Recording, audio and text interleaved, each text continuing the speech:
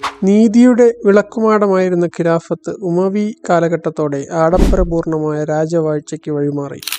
സ്വർണത്തിൽ പൊതിഞ്ഞ ആഡംബര കൊട്ടാരങ്ങൾ ഉയർന്നു. ഖലീഫമാർ അതിലെ സുഗന്ധപൂരിതമായ ഹാളുകളിൽ വിശ്രമിച്ചു. അവർക്ക് ചുറ്റും പരിചാരകന്മാരും സങ്കല്പിക്കാനാവാത്ത സമ്പത്തും കുന്നുകൂടി. അവർ ജനങ്ങളെ മറന്നു. എന്നാൽ കാലം ഒരു ഉയർത്തെഴുന്നേൽപ്പ് കരുതി വച്ചിരുന്നു. മരണക്കിടക്കയിലായിരുന്ന 7ാം ഉമവി ഭരണാധികാരി അമീർ സുലൈമാൻ ആദ്യകാല ഖലീഫമാരുടെ മാതൃക പിന്തുടർന്ന് ദൈവപ്രീതി നേടാൻ ആഗ്രഹിച്ചു. തുടർന്ന് അദ്ദേഹം അപ്രതീക്ഷിതമായ ഒരു തിരഞ്ഞെടുപ്പ് നടത്തി. തൻ്റെ മകനെ നിർദ്ദേശിക്കുന്നതിനു പകരം രക്തബന്ധങ്ങൾക്കപ്പുറത്തേക്ക് പോയി ഒരു അകന്ന ബന്ധുവായ ഉമർ ബിൻ അബ്ദുൽ അസീസിനെ അദ്ദേഹം പിൻഗാമിയായി തിരഞ്ഞെടുത്തു. ഒരു കാലത്ത് ലാവണ്യത്തിൻ്റെ മുഖമായിരുന്ന പട്ടിലും സുഗന്ധ തൈലങ്ങളിലും പൊതിഞ്ഞു ജീവിച്ച മദീനയുടെയും ഈജിപ്തിൻ്റെയും governor Umar bin Abdul Aziz എന്നാൽ ഖലീഫ ആയതോടെ അദ്ദേഹം ആകെ മാറി. ആദ്യം അദ്ദേഹം ജനങ്ങളുടെ ഇടയിലേക്ക് ഇറങ്ങി. അദ്ദേഹം പറഞ്ഞു, ജനങ്ങളെ, എൻ്റെ ആഗ്രഹമോ നിങ്ങളുടെ സമ്മതമോ കൂടാതെയാണ് ഈ നേതൃത്വം എൻ്റെ മേൽ അടിച്ചേൽപ്പിക്കപ്പെട്ടിരിക്കുന്നത്. നിങ്ങൾ മറ്റൊരാളെ തിരഞ്ഞെടുക്കണമെന്ന് ആഗ്രഹിക്കുന്നുവെങ്കിൽ പറയൂ, ഞാൻ മാറി നിൽക്കാം. വർഷങ്ങൾക്ക് ശേഷം ആദ്യമായി തങ്ങളെ വിലമതിക്കുന്ന ഒരു ശബ്ദം അവർ കേട്ടു. അവർ അദ്ദേഹത്തെ തന്നെ തങ്ങളുടെ നേതാവായി തിരഞ്ഞെടുത്തു. വിലപിടിച്ച വസ്ത്രങ്ങൾ, കുതിരകൾ, എസ്റ്റേറ്റുകൾ. ഖലീഫയായി അധികാരമേറ്റെടുത്തതോടെ എല്ലാം ഉമർ പൊതുഖജനാവിലേക്ക്, ബൈത്തുൽ മാലിലേക്ക് തിരികെ നൽകി. അങ്ങനെ അദ്ദേഹം തന്നിൽ നിന്ന് തുടങ്ങി. പ്രവാചകന്റെ സഹചാരി അബൂദറിൽ നിന്ന് പ്രചോദനം ഉൾക്കൊണ്ട് ഒരു പരിത്യാഗിയെപ്പോലെ ജീവിച്ചു തുടങ്ങി. പിന്നീട് തൻ്റെ കുടുംബക്കാരായ ഉമവികളിൽ നിന്ന് അവർ കൂട്ടിവെച്ച അവിഹിത സമ്പാദ്യങ്ങൾ അദ്ദേഹം ആവശ്യപ്പെട്ടു. പലതും പിടിച്ചെടുത്തു. ഫിദക്കിൻ്റെ പുനഃസ്ഥാപനം അതിൽ പ്രധാനമായിരുന്നു. ഒരിക്കൽ പ്രവാചകന്റെ തോട്ടമായിരുന്നു അത്. അദ്ദേഹത്തിൻ്റെ വഫാത്തിന് ശേഷം മുഴുവൻ സമൂഹത്തിൻ്റെയും വക. എന്നാൽ ഖുലഫാഉർ റാഷിദുകളുടെ കാലശേഷം ഉമവികൾ അത് ഒരു സ്വകാര്യ എസ്റ്റേറ്റാക്കി മാറ്റി. മുഴുവൻ സമൂഹത്തിൻ്റെയും ഒരു ട്രസ്റ്റായി ഉമർ ഫിദക്കിനെ പുനഃസ്ഥാപിച്ചു. ഉമവികൾ കനത്ത നികുതി ചുമത്തിക്കൊണ്ടും വ്യാപാരികളെ ചൂഷണം ചെയ്തുകൊണ്ടുമാണ് തങ്ങളുടെ ആഡംബരത്തിന് ധനം കണ്ടെത്തിയിരുന്നത്. ഉദ്യോഗസ്ഥർ അതനുസരിച്ച് കൈക്കൂലിക്കാരായി തീർന്നിരുന്നു. അധികാരമേറ്റ് ഏറെ താമസിയാതെ ഉമർ ബിൻ അബ്ദുൽ അസീസ് ഈ അഴിമതികൾ മുഴുവൻ അവസാനിപ്പിച്ചു. ഉദ്യോഗസ്ഥർക്കിടയിൽ കർശനമായ അച്ചടക്കം നടപ്പാക്കി. അനീതികൾ നിർത്തലാക്കുകയും നികുതിയിൽ നീതി നടപ്പാക്കുകയും അഴിമതിക്കാരായ ഗവർണർമാരുടെ അടിച്ചമർത്തൽ അവസാനിപ്പിക്കുകയും ചെയ്തു. പൊതുജനങ്ങൾ അദ്ദേഹത്തിൻ്റെ പരിഷ്കാരങ്ങൾ ഇരുകൈയും നീട്ടി സ്വീകരിച്ചു. അതിനെ തുടർന്ന് ഉണ്ടായ അഭിവൃദ്ധിയിൽ പേർഷ്യയുടെ വരുമാനം മാത്രം 28 നിന്ന് 124 ദശലക്ഷം ദിർഹമായി ഉയർന്നു എന്ന് ചരിത്രകാരന്മാർ രേഖപ്പെടുത്തുന്നുണ്ട്. ഉമർ ബിൻ അബ്ദുൽ അസീസിൻ്റെ ഭരണകാലത്താണ് പേർഷ്യക്കാർക്കും ഈജിപ്തുകാർക്കുമിടയിൽ ഇസ്ലാം ആഴത്തിൽ വേരൂന്നുന്നത്.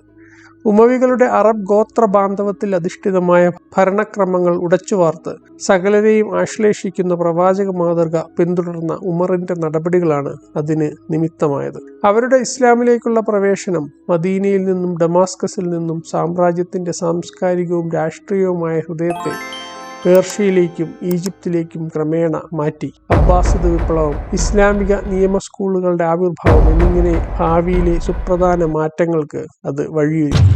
മുസ്ലിങ്ങൾക്കിടയിലെ രാഷ്ട്രീയവും മതപരവുമായ വ്യത്യാസങ്ങൾ ഗൗരവമായി പരിഹരിക്കാൻ ശ്രമിച്ച ആദ്യത്തെ ഭരണാധികാരിയായിരുന്നു അദ്ദേഹം. അലി റളിയല്ലാഹു അൻഹുവിനെ വെള്ളിയാഴ്ച പ്രഭാഷണങ്ങളിൽ ശപിക്കുന്ന ഒരു തെറ്റായ കീഴ്വഴക്കം ഉമവികൾ തുടങ്ങിവെച്ചിരുന്നു. ആഴത്തിൽ വേരൂന്നി തുടങ്ങിയ തെറ്റ് അദ്ദേഹം നിർത്തലാക്കി. അദ്ദേഹം പ്രതികാരത്തോടെയല്ല, നീതിയോടെയാണ് ഭരിച്ചത്. മുസ്ലിങ്ങൾക്കിടയിൽ രൂപപ്പെട്ട എല്ലാ അവാന്തര വിഭാഗങ്ങളെയും അദ്ദേഹം നീതിയോടെ, മാന്യതയോടെ പരിഗണിച്ചു. തീവ്ര ചിന്തകൾക്ക് പേരുകേട്ട ഖവാരിജുകളെപ്പോലും അദ്ദേഹം ഒഴിവാക്കിയില്ല.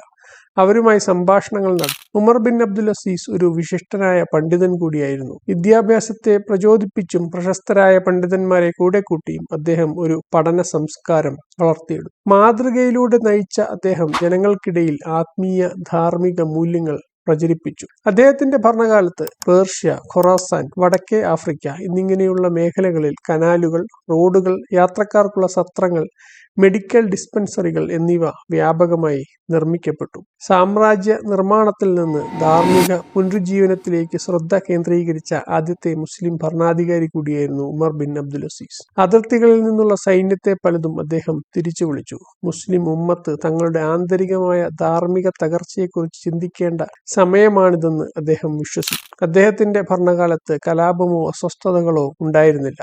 പല മുസ്ലിം ചരിത്രകാരന്മാരും ഉമർ ഇബ്നു അബ്ദുൽ അസീസിനെ അഞ്ചാമത്തെ സച്ചരിതനായ ഖലീഫയായി കണക്കാക്കുന്നു. അദ്ദേഹം മറ്റ് ഉമവി ഭരണകർത്താക്കളിൽ നിന്ന് ഏറെ വ്യത്യസ്തനായിരുന്നു. ഖുലഫാഉർ റാഷിദുകളെപ്പോലെ വിനയവും നീതിയും മൂല്യവും ഉയർത്തിപ്പിടിച്ച് ഭരിച്ച വ്യക്തി.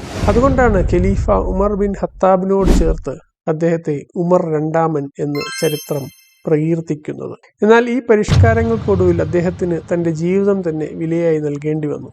ഉമവി പ്രഭുക്കന്മാരുടെ ശക്തമായ വരേണ്യവർഗം ഈ നയങ്ങൾ തങ്ങളുടെ പദവിക്ക് ശക്തമായ ഭീഷണി ഉയർത്തുന്നതായി കണ്ടു.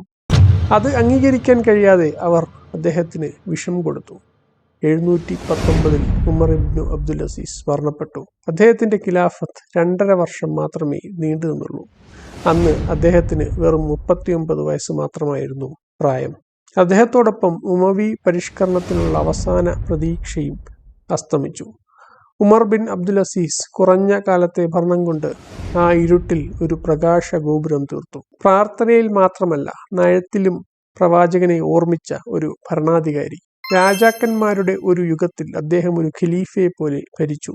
സ്വർണത്തെ പിന്തുടരുന്ന സാമ്രാജ്യത്തിൽ അദ്ദേഹം ദൈവത്തെ പിന്തുടർന്നു. നീതി തേടുന്ന എല്ലാവരും യുഗങ്ങൾക്കിപ്പുറവും ഉമർ രണ്ടാമനെ ഓർക്കുന്നു.